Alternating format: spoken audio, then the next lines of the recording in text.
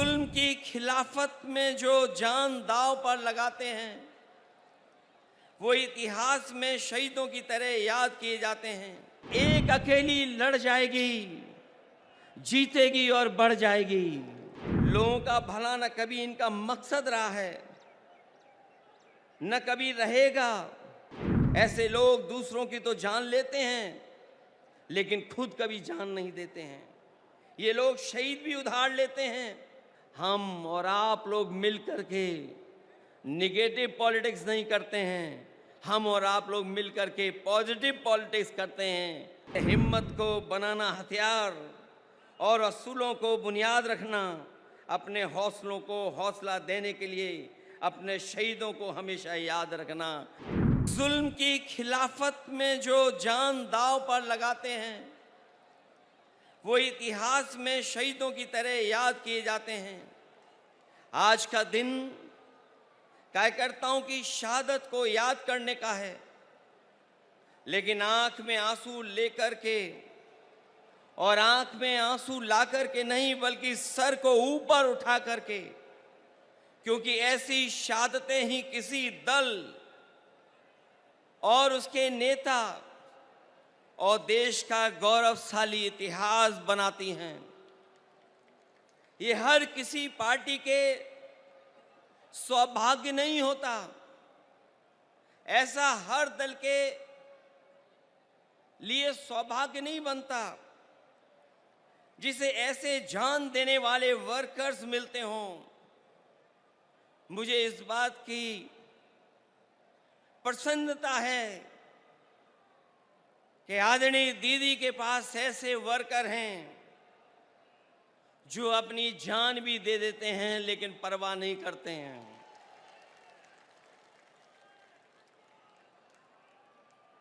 दरअसल कोई कितना भी बड़ा लीडर हो जाए या कभी कोई भी बड़ा पद ना पाए, लेकिन वो कार्यकर्ता हमेशा रहता है। कार्यकर्ता सबसे छोटा नहीं, सबसे बड़ा होता है। कार्यकर्ता ही किसी दल की बुनियाद होता है। वर्कर ही हमारे पार्टी की बुनियाद में होता है। उसी की शहादत अगर ये बताती है कि वो पार्टी के प्रति कितना वफादार था, तो पार्टी द्वारा उसको याद करना बताता है कि पार्टी के दिल में उसके लिए कितनी ऊंची जगह है। आज जो आप लोग इकट्ठे हैं या मैं आकर के आपके बीच में खड़ा हूं, वो याद दिला रहा है, बता रहा है कि दीदी के दिल में एक एक कार्यकर्ता का सम्मान कितना है। उसको आज भी दीदी याद कर रही हैं। जिस दल का सबसे बड़ा लीडर उस दल का सबसे बड़ा वर्कर होता है, उसका वर्तमान मजबूत होता है और भविष्य और भी ज़्यादा मजबूत है।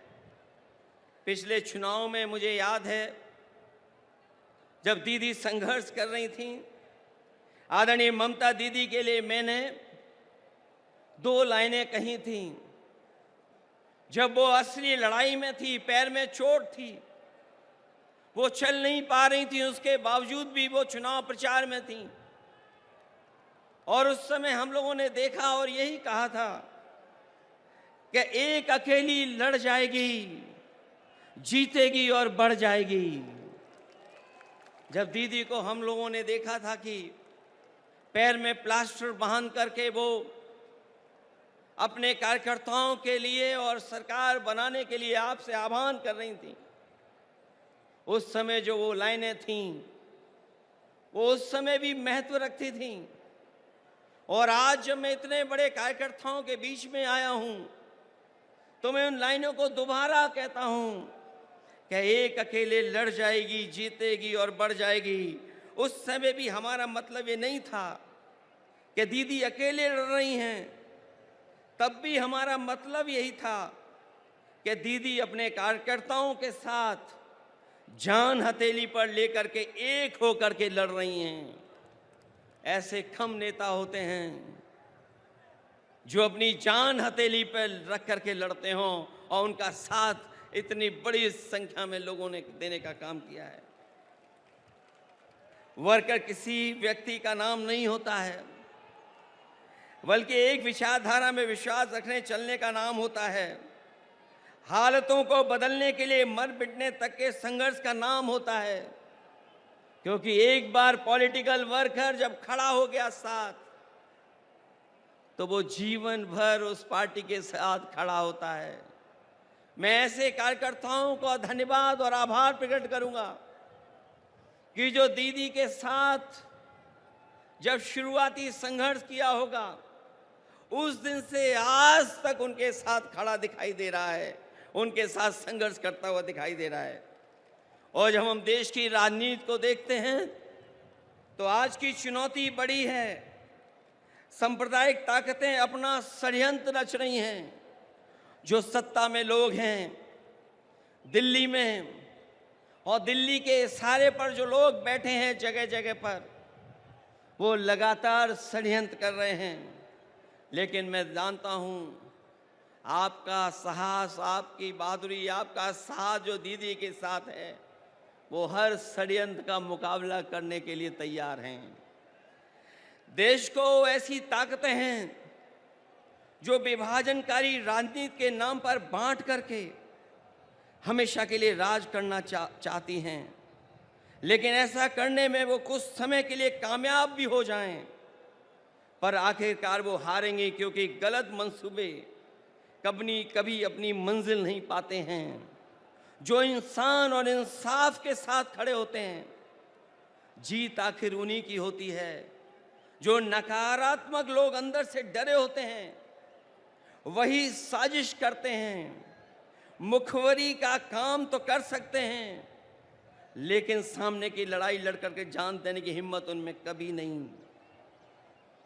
नहीं होती है। खुदगर्जी और मुनाफाखोरी ही इनका कारोबार होता है, जिसको बढ़ाने के लिए सियासत करना चाह के भी लोगों का भला कभी उनका मकसद नहीं होता, न कभी रहेगा ऐसे लोगों का। इसलिए हर हाल में मैं किसी भी स्तर तक वो लोग गिर करके सत्ता में अपने हाथ में रखना चाहते हैं। हालांकि बंगाल ने, आप लोगों ने मिलकर के यहाँ मुकाबला किया, बीजेपी को हटा दिया, पीछे छोड़ दिया। यूपी भी आपके साथ रह करके पीछे छोड़ दिया। ये जो सत्ता में कुछ दिन के लिए आए हैं, ये कुछ दिन के मेहमान हैं। मैंने लोकसभा में भी कहा और आज भी कहता हूं, जो दिल्ली में सरकार में बैठे लोग हैं, वो सरकार चलने वाली नहीं है, वो सरकार गिरने वाली है।